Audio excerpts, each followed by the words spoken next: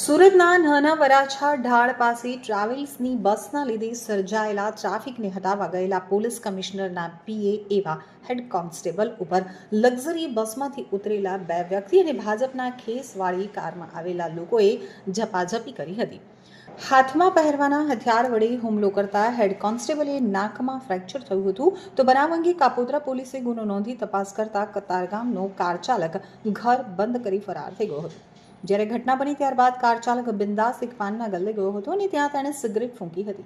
બાદમાં કાર મૂકી ફરાર થઈ ગયો હતો, જેના સીસીટીવી ફૂટેજ પણ સામે આવ્યા છે.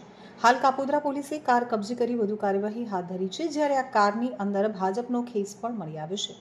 મળતી માહિતી પ્રમાણે મૂળ ભાવનગર જેસરના બિલ્લા ગામના વતની અને નાના વરાછા પટેલ ફળિયાની પાછળ ગિરનાર સોસાયટીમાં રહેતા હેડ કોન્સ્ટેબલ અક્ષયકુમાર છગનભાઈ આહિર પરિવાર સાથે રહે છે.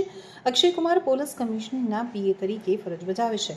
5 ફેબ્રુઆરીની રાત્રે નોકરી પૂરી કરી તે પોતાની કારમાં ઘરે જતા હતા. 10 વાગ્યાના અરસામાં નાના વરાછા ઢાળ પાસે આરોગ્ય કેન્દ્ર સામે રોડ ઉપર ટ્રાવેલ્સની બસો અને અન્ય વાહનોના કારણે ટ્રાફિક જામ થયો હતો, જેથી તેમણે કારમાંથી ઉતરી અને ટ્રાફિક ક્લિયર કરાવવાનું શરૂ કર્યું હતું.